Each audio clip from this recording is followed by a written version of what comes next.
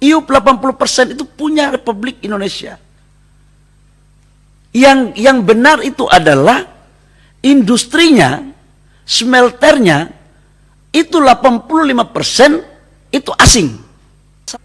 Pemerintah disalahin, salah kami apa? Oh, undang-undang memperbolehkan. Perbankan nasional kita mau membiayai smelter apabila ada equity 30%, 40%.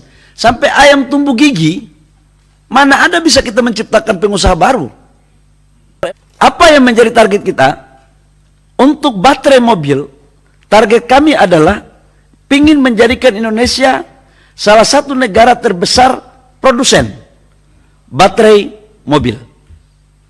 Sekalipun Pak Haris, di Eropa, di Amerika punya kebijakan tersendiri bahwa untuk pabrik baterai sel itu harus dibangun di dekat pabrik mobil. Ini salah satu strategi mereka agar industri baterai tidak berada pada negara-negara yang mempunyai sumber daya alam.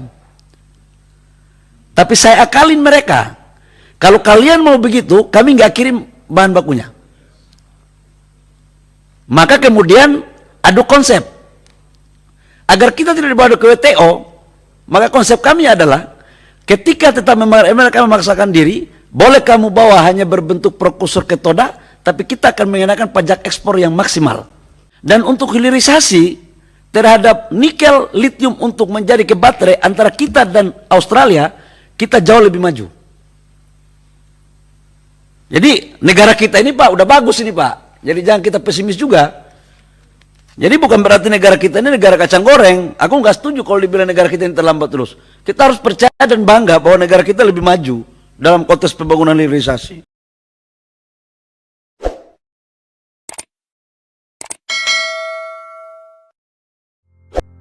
Jadi dulu kalau orang investor mau datang, mau tanya, saya mau investasi ikan. Ikannya di lokasinya di mana? Kami sudah punya lokasi ini, sudah semi FS-nya. Berapa investasinya? Produknya sampai di apa? Berapa IRR-nya? Pasarnya di mana? Ini sudah ada ini. Ini sudah ada ini. Maka ini menjadi peta jalan, pedoman bagi para investor untuk melakukan investasi. Tidak hanya untuk asing, tapi juga untuk investor dalam negeri. Dan ini juga yang saya taruh, saya kasih di perbankan. Untuk teman-teman perbankan, jangan lagi tidak mau kasih modal bagi pengusaha dalam membangun hilirisasi. Saya tadi malam bicara di JP Morgan, acara ada sekitar 300 CEO. Saya katakan untuk mereka bahwa kalian menyerang kami, sebagian teman-teman pengusaha mengatakan bahwa pemerintah terlalu memprioritaskan asing dalam konteks pengelolaan sumber daya alam, khususnya untuk tambang. Saya katakan untuk mereka, IUP itu 80% itu pengusaha nasional, Pak Haris. IUP 80% itu punya Republik Indonesia. Yang benar itu adalah industrinya, smelternya itu 85% itu asing. Kenapa asing? Karena memang perbankan nasional kita belum melirik ini sesuatu opportunity yang bagus untuk memberikan pinjaman kepada pengusaha kita. Maka kemudian asing inilah yang membiayai untuk mereka membangun smelter. Loh, terus kita tanya, pemerintah disalahin, salah kami apa? Oh, undang-undang memperbolehkan. Perbankan nasional kita mau membiayai smelter apabila ada equity 30%, 40%. Sampai ayam tumbuh gigi, mana ada bisa kita menciptakan pengusaha baru? Sementara satu smelter, satu tungku itu sekitar 200 sampai 250 juta US dollar. Kalau dia 30% membangun 4 tungku, berarti dia harus mempunyai modal equity 300 juta US, 4,5 triliun. Pengusaha siapa yang segenerasi Pak Martin, saya, kalau Pak Haikal mungkin bisa, tuh ya. Yang muka-muka seperti kita ini, mana bisa kita taruh equity sebesar itu? Jadi maka saya ingin mengatakan bahwa penting kita berkolaborasi untuk memberikan pencerahan bagi perbankan nasional kita, yang membuat kesenjangan penguasaan ekonomi itu tidak hanya dilakukan oleh pemerintah tapi oleh perbankan juga. Ngapain memberikan kredit standby loan hanya untuk konsumsi tapi tidak produktif? Alasannya karena dianggap takut macet. Ya karena takut macet. Kalau takut macet ya udah, berarti kayak penggadaian aja, nggak perlu jadi perbankan gitu kan. Jadi NPL-nya. Jadi kalau ditanya bagaimana potretnya ke depan, potret yang penegara buat kebijakan itu adalah harusnya sumber daya alam yang ada berdasarkan amanah dari pasal 33 itu juga industrinya dilakukan oleh pengusaha nasional. Caranya bagaimana? Minta support perbankan biaya ini. Biaya ini. Equity-nya jangan 30% dong. Maksimal 20%. Jangan 30%. Ya mati kalau 30%. Pengusaha yang kaya itu aja, nggak ada tambah-tambah. Itu satu. Yang kedua, sudah sampai di mana sekarang hilirisasi itu? Untuk membangun ekosistem EV baterai yang ditanyakan oleh Pak Haris, tahun 2024 bulan Februari, kita negara Asia Tenggara pertama yang memproduksi baterai sel 10 giga, pabriknya di Kerawang, dari LG. Sel, baterai sel. Baterai sel. Jadi ini bukan kacang goreng ini Pak. Jadi mobil-mobil listriknya adalah kita pertama, apa namanya, yang Hyundai itu? Ionix, yang dulunya itu Ionix itu waktu kita pertama masuk itu banyak sekali setannya untuk menghalangi itu. Waktu itu saya tanda tangan MOU-nya. Kata orang nggak mungkin, saya bilang apanya nggak mungkin. Maka kami tanda tangan MOU-nya tahun 2020, kami kawal bangun induk pabriknya sekalipun COVID, dan sekarang unitnya udah produksi. Dan sekarang kita dorong baterainya. Nah, di mana saja melakukan investasi EV baterai? Yang pertama LG itu 9,8 miliar US dollar. Dia akan berkolaborasi dengan Antam dan BUMN mulai dari hulu. Jadi tambangnya punya Antam 51%, kemudian smelter sama HPAL-nya Antam ikut juga kurang lebih sekitar 30-35%. Prokursor ketoda baterai sel juga Antam ikut BUMN kurang lebih sekitar 25-30%. Jadi nggak kita lepas ke asing. Kita harus belajar pada masa lalu yang gampang kita dimain-mainkan oleh investor asing.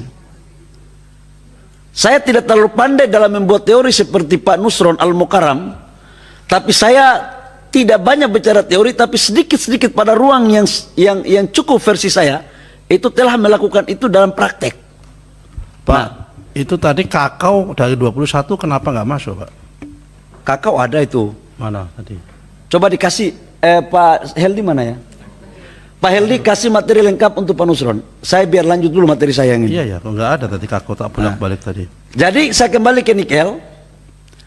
Itu CATL itu 4,5 billion US dollar.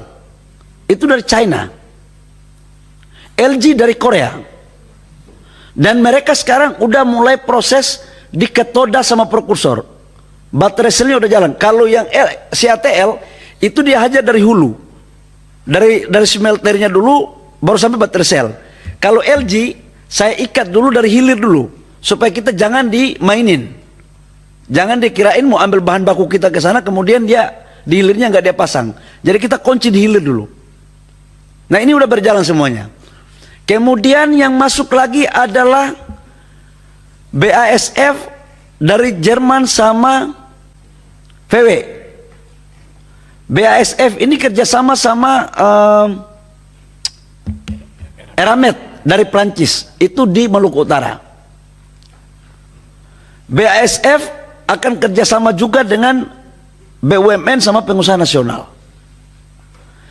Kemudian kalau dari Inggris, INBC, Glencore, sama apa Belgia ini apa? No. Umicore, sama Envision dari Inggris, sama BUMN, sama Bakri Group, mantan pimpinannya Pak Nusron. Jadi yang kita urus ini bukan hanya warna-warni, tapi kita mendahulukan pengusaha-pengusaha nasional. Kemudian terakhir adalah Foskon. Nah, ini untuk ekosistem. Apa yang menjadi target kita? Untuk baterai mobil, target kami adalah ingin menjadikan Indonesia salah satu negara terbesar produsen baterai mobil. Sekalipun Pak Haris, di Eropa, di Amerika punya kebijakan tersendiri bahwa untuk pabrik baterai sel itu harus dibangun di dekat pabrik mobil. Ini salah satu strategi mereka agar industri baterai tidak berada pada negara-negara yang mempunyai sumber daya alam.